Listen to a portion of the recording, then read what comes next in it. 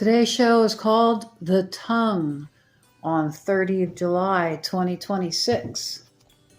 Now, the first thing we're going to do is go back in time to an old pile of books one book called the Bible. So it's either the Bible or Bible. It's kind of one of those pick or choose things. But that's what the whole Bible is about. It's about picking and choosing. So there's truth in there, and there's also distortions in there. So in the Proverbs section, there's a mark called 18 to 21. Well, that reduces to 8 to 1. So before I tell you the proverb, the base reduction of 8 to 1 is 8 ninths to 1 ninth. 9 parts altogether, 8 to 1. So we go the other direction. We go from 9 to 1 and then we return to 8, 9. But that's another story. The proverb 18:21 about the tongue says that death and life are in the power of the tongue, and they that love it shall eat the fruit thereof. In other words, what you put out is what will return. It's said over and over again in every book. Your words are not just sounds, they bend realities, they cause effects, and they manifest outcomes.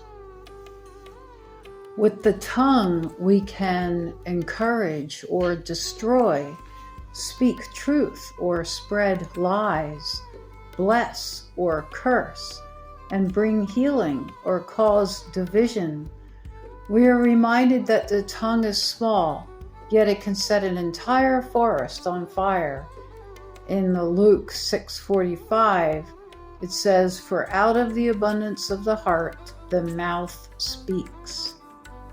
In other words, your words expose your heart and lay it bare. Once a person speaks, all of their awareness or density is revealed. If someone constantly speaks anger, lies, pride, or division, it reveals what is inside. Every idle word will be accounted for. So the question is simple. What are your words producing? Are your words against things or for things? Does your speech show your focus on whining or winning?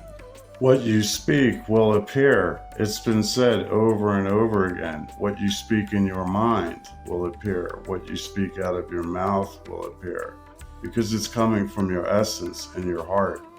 So guard your heart, watch your tongue, and speak forth things, and with earned and owned wisdom. This section's called research. There comes a point in research where everything begins to point to natural order and the force intelligence of it.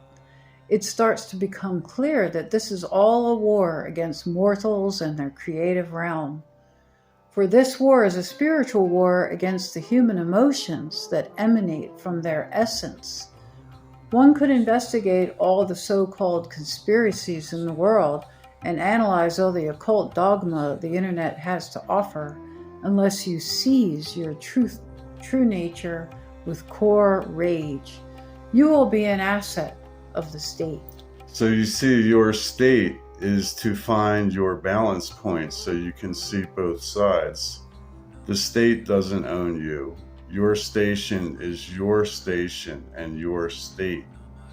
The enemy strategically discloses their crimes to appease natural order and to hold your attention at the same time.